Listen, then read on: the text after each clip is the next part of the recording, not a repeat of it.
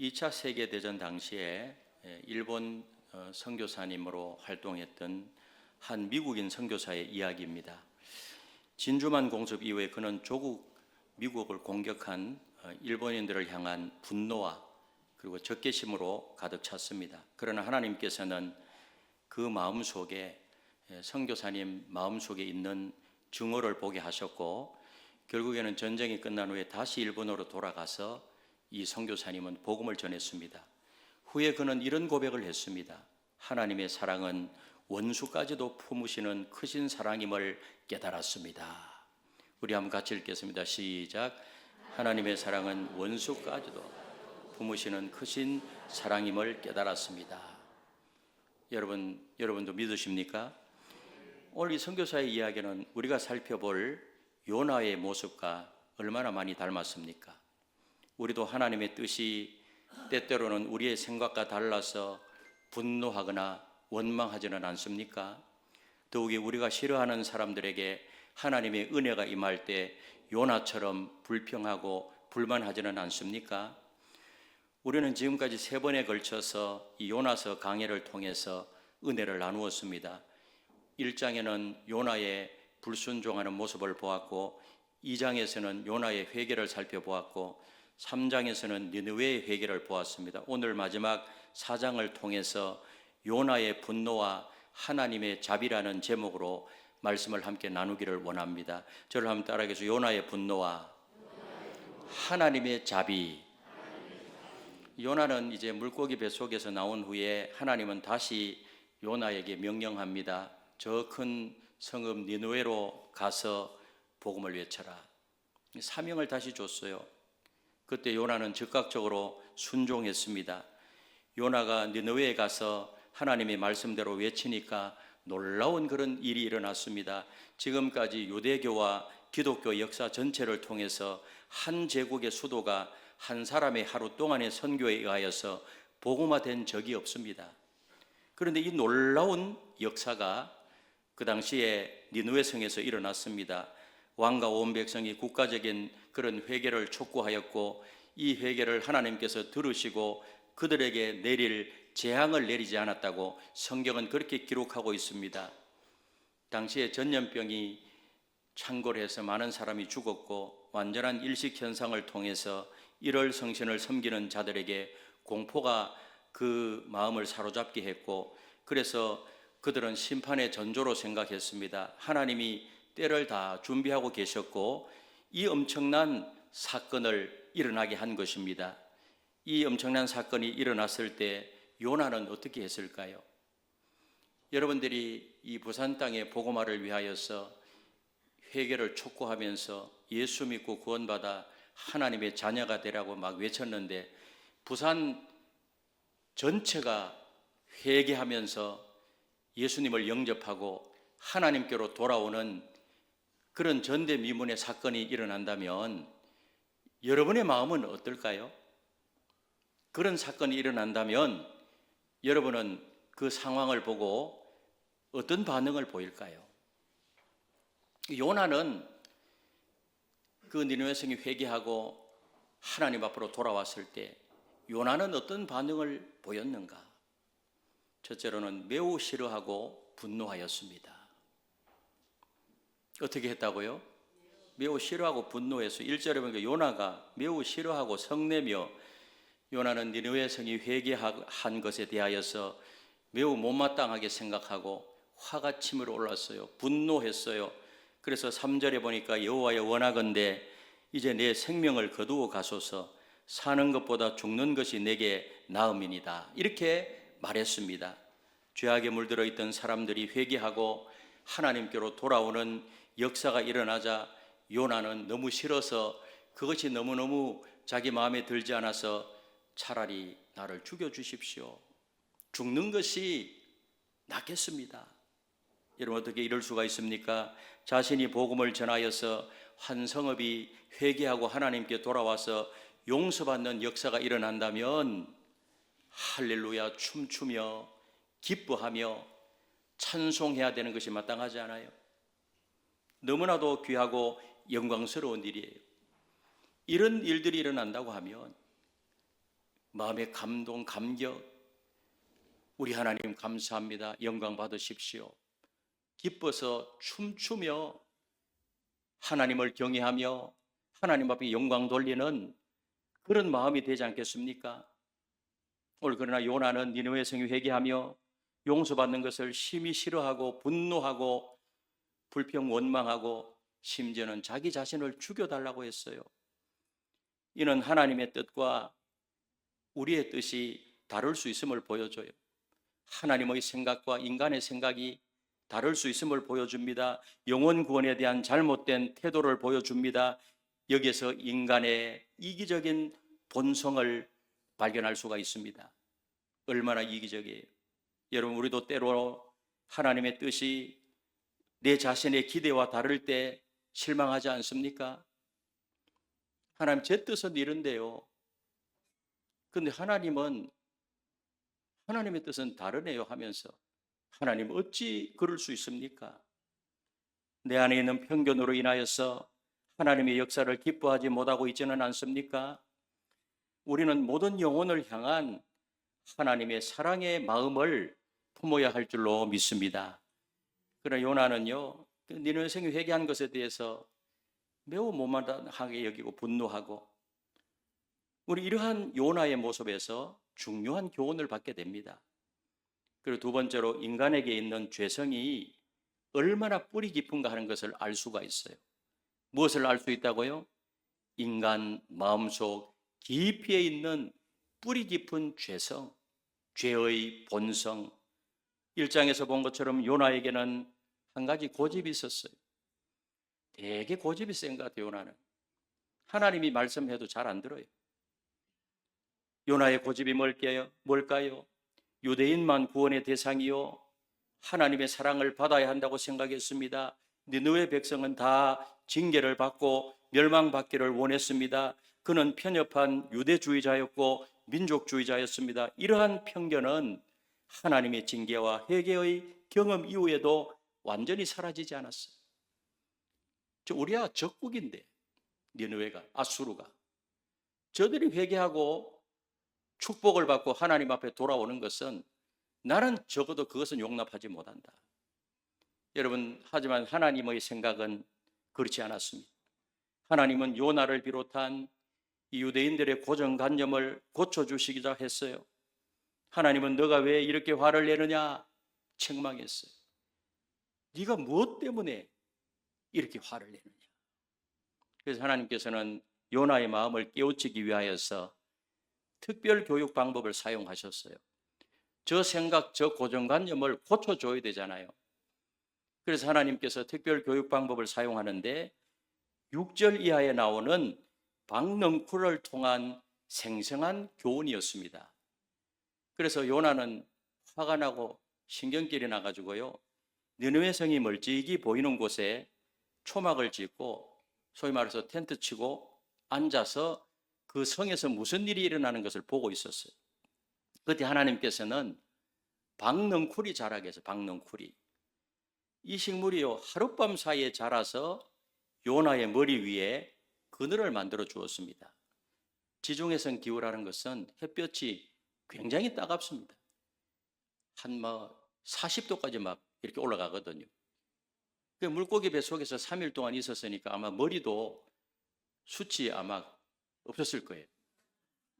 그런데 뜨거운 햇볕이 내리쬐니까 얼마나 괴로워요. 그런데 박넝쿨이 막 자라서 딱 그늘이 되니까 얼마나 좋아요. 그로 인해서 요나는 매우 기뻐했다 그랬어요. 매우 기뻐했어요. 너무 기쁜 거예요.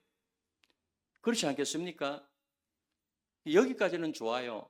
그러나 다음 날 하나님께서는 뭐를 보내어서?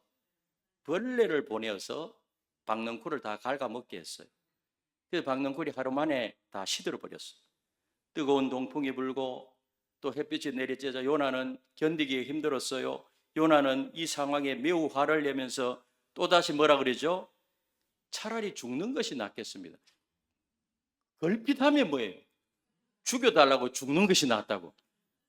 죽으려면 말 안 하고 그냥 죽어보면 되는데 안 죽겠다는 이야기예요. 그때 하나님은 요나에게 물으셨어요. 이 하나님께 요나가 묻는 것이 이것이 중요해요. 오늘 10절 11절에 보니까 이렇게 말합니다. 우리 10절 11절을 같이 읽겠습니다. 시작. 여호와께서 이르시되 네가 수고하고도 하룻밤에 났다가 하룻밤에 말라버린 이 박농쿨을 아꼈거든. 하물며 이 큰 성읍 니느웨에는 좌우를 분별하지 못하는 자가 12만 명이요 가축이 많이 있나니 내가 어찌 아끼지 아니하겠느냐 하시니라. 여러분, 이 사건이 의미하는 바가 뭘까요? 네가 수고도 아니하고 재배도 아니하고 하룻밤에 났다가 하룻밤에 말라버린 이 박농쿨을 아꼈거든.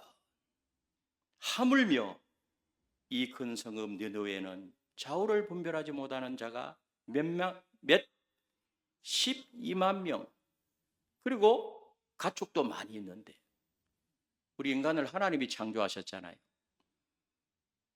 너는 박넝쿨 하나를 그렇게 소중히 여기고 아끼는데 이 좌우를 분별하지 못하는 12만 명과 가축들 내가 어찌 아끼지 아니하느냐.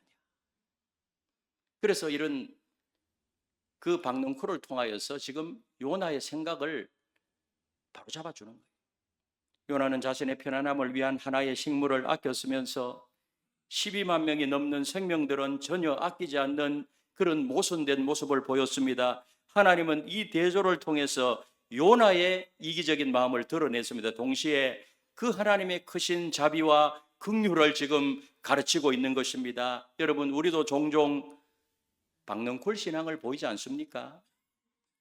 내게 유익이 되는 것만 기뻐하고 내게 불편을 주는 것은 싫어하며 내 자신의 안위만 걱정하고 다른 영혼들의 구원에는 무관심한 그런 모습을 보이지는 않습니까? 여러분, 이 사건은 우리에게 묻고 있어요. 당신은 무엇을 더 소중히 여기고 있습니까? 오늘 여러분들은 무엇을 더 소중히 여기고 있습니까? 여러분 자신의 작은 안위입니까? 아니면 하나님께서 사랑하시는 영혼입니까? 요나는 하나님의 책망을 듣고 대답하기를 9절 하반절에 보니까 내가 성내어 죽기까지 할지라도 옳으니라. 생각을 안 꺾어요. 이런 고집불통이 어디 있어요? 그 하나님은 기다리고 참고 반복해서 교육하고, 저 같으면 어떻게 할까요? 여러분 같으면은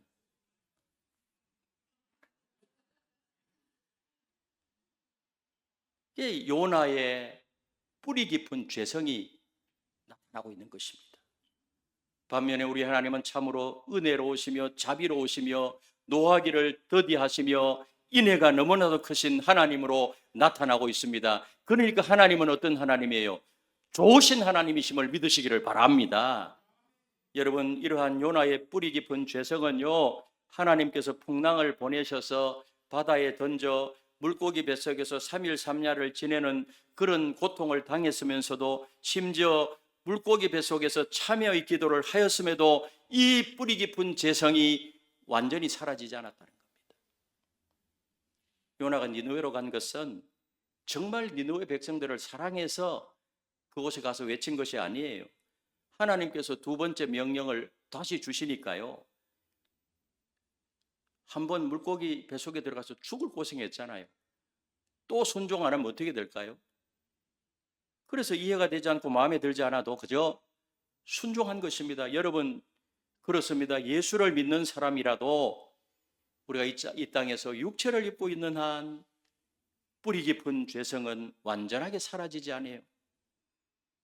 그래서 요나의 이야기는 누구의 이야기라고요? 예? 요나잖아, 요나. 요놈이나 나의 이야기, 우리의 이야기라는 것입니다.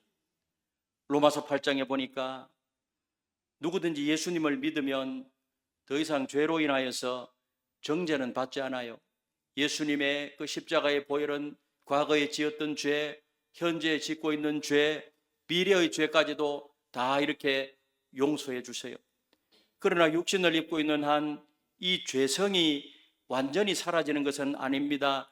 어떤 영적인 체험을 한다고 할지라도 그 뿌리 깊은 죄성은 그대로 남아 있다는 것입니다. 물론 자기 자신이 회개하고 영적인 경험을 통해서 그 믿음이 성장함에 따라서 점점 변해가는 것은 사실이에요. 그러나 육신을 입고 있는 한 해는 죄성으로부터 완전히 벗어나지는 못해요.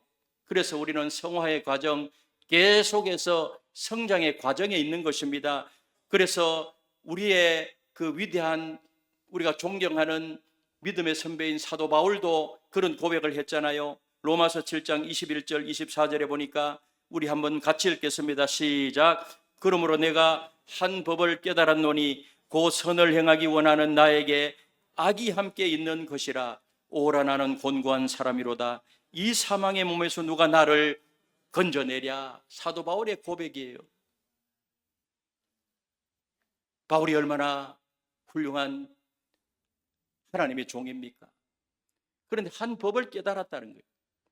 내 마음속에 성령을 따라서 행하는, 그리고 선을 행하기 원하는 그런 마음이 있는데 또 하나의 마음이 있더라는 것입니다. 뭐죠? 악이 함께 있는 것이라. 육신의 소욕을 따라가는 뿌리 깊은 죄성이 바울 자신의 심령 속에도 있다는 사실을 깨닫고 오호라 나는 곤고한 사람이로다. 누가 이 사망의 몸에서 나를 건져내랴. 탄식하고 있는 것입니다. 자신을 보니까요. 마음으로는 원이로되 육신이 연약한 것이죠. 그래서 로마서 8장에 가면 그래서 예수 안에 있는 자에게는 결코 정죄함이 없나니 하면서 그 문제를 해결할 분은 주님이요 성령님이요.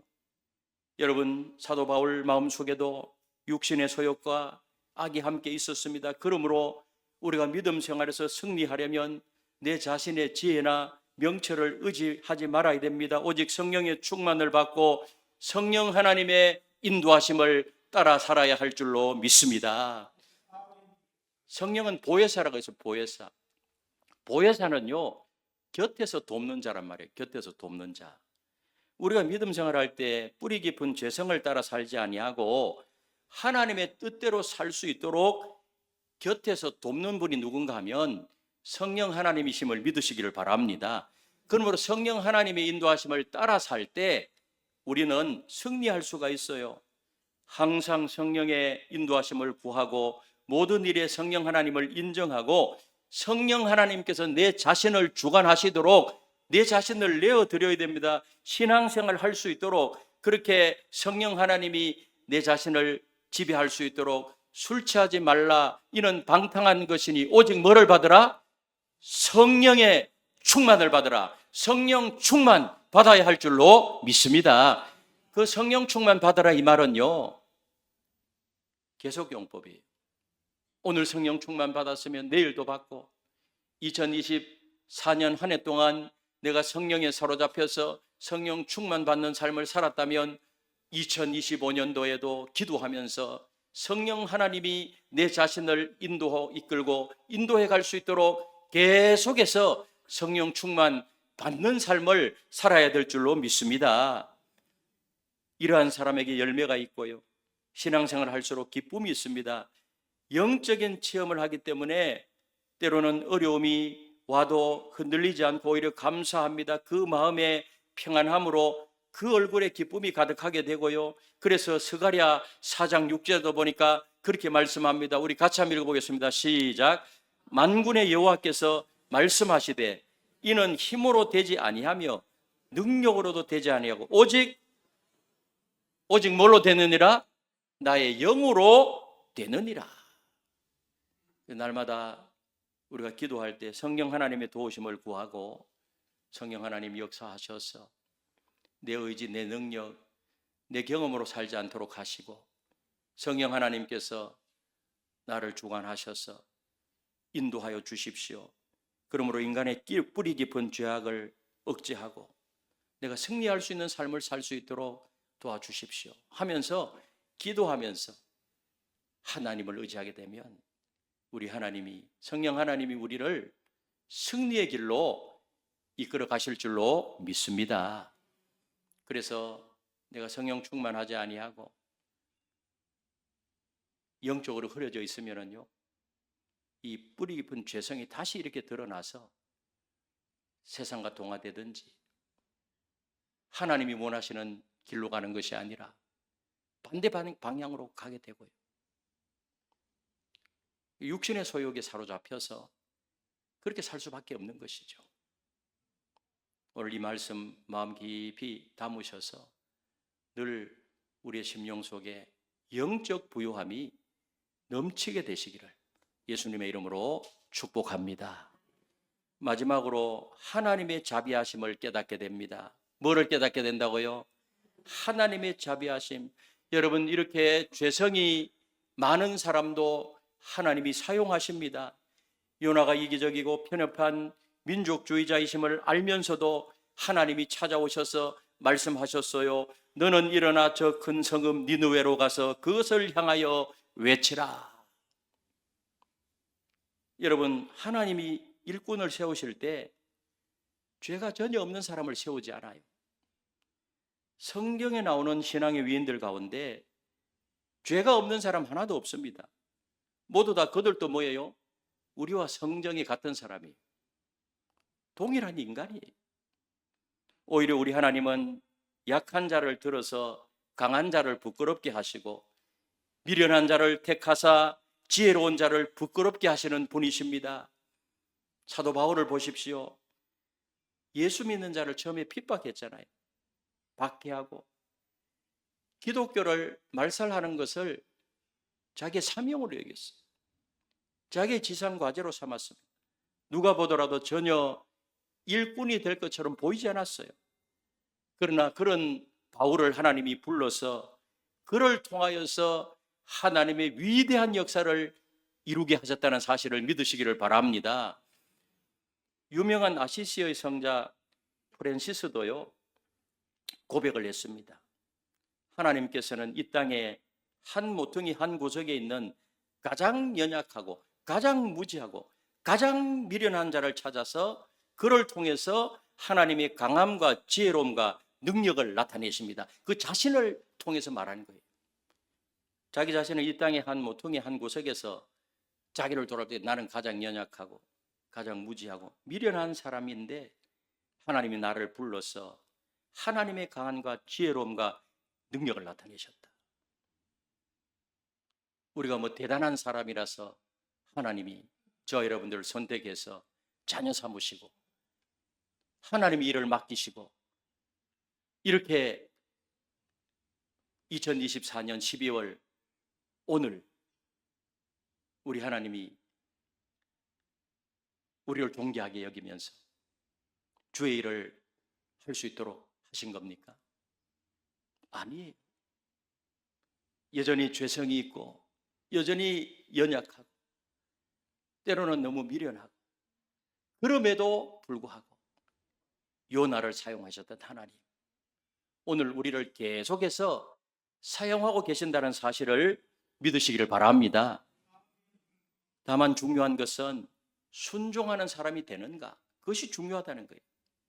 여러분, 부족하다고 하여도 순종하면 요나를 통해서 니느웨 성이 회개하는 역사가 일어난 것처럼 하나님의 놀라운 역사가 오늘 우리를 통하여서 저와 여러분들을 통하여서 나타나게 될 줄로 믿습니다. 그래서 우리는 늘 이 말씀을 보면서 하나님께 순종하고 하나님의 말씀이라고 하면 때로 내가 이해가 되지 않아도 순종하겠습니다. 그 마음을 하나님은 원하고 계신다는 겁니다. 아멘이십니까? 저는 그렇게 못하겠는데요, 요나처럼. 그럼 하나님 훈련시켜요. 훈련시켜서 일하도록 만들어요. 하나님, 제가 무슨 말인지 잘 모르지만 하나님이 말씀하셨기 때문에 그대로 순종하겠습니다. 그럼 하나님께서 뒤를 돌아보면 이런 하나님의 섭리와 하나님의 뜻이 있었구나 깨닫게 해주시고 알게 해주시는 좋으신 하나님이심을 믿으시기를 바랍니다. 순종이 중요한 거예요. 순종이. 그래서 죄성이 많은 그런 요나였지만은 처음에는 불순종했지만은 두 번째는 순종하고 또 순종하면서도 계속 이유를 달았지만은 그래도 요나를 통해서 니느웨 성이 다 복음화되는 그 일을 할 수 있도록 하신 그 하나님의 참으심과 자비와 긍휼과 그 하나님의 사랑이 얼마나 큽니까? 여러분, 우리가 섬기는 하나님, 요나의 하나님은 오늘 우리의 하나님이세요. 믿으십니까? 우리 자신을 돌아보면 똑같다는 것을 알 수가 있잖아요. 연약하고 부족한 내 자신이지만 계속해서 하나님이 붙들고 계시고 사용하시는 그것을 우리가 느끼잖아요. 감사하면서 찬송과 영광과 존귀와 영광을 하나님께 올려드리시는 저 여러분들이 다 되시기를 바랍니다. 사랑하는 성도 여러분, 오늘 우리는 결단해야 됩니다. 먼저 우리의 편견을 내려놓고 하나님의 마음을 품어야 합니다. 요나처럼 분노하고 정죄하는 마음이 아닌 하나님처럼 긍휼히 여기고 사랑하는 그런 마음으로 살겠습니다. 이런 결단이 있어야 됩니다. 또한 성령의 인도하심을 구하며 나가야 됩니다.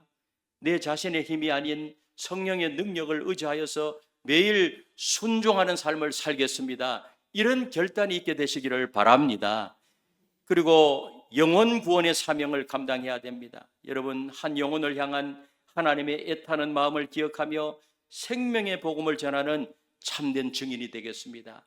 우리 12월은 성탄 계절입니다. 우리 12월을 맞이하여서 온 인류를 구원하기 위하여서 성자 하나님께서 아기 예수님으로 이 땅에 오셨어요. 그리고 고난의 길을 걸어가셨습니다. 십자가에서 물과 피를 다 쏟아주셨어요. 죽으셨습니다. 3일 만에 부활하셔서 승천하셨습니다. 지금도 하늘과 땅의 모든 권세를 가지시고 역사를 주관하시며 특별히 우리의 생명을 다스리시고 생명을 주관하시는 부활하신 주님이 오늘 우리와 함께 계시는 줄로 믿습니다. 이 성탄 계절에 우리가 해야 될 것이 뭐예요? 때를 얻든지 못 얻든지 예수 그리스도의 이 복음,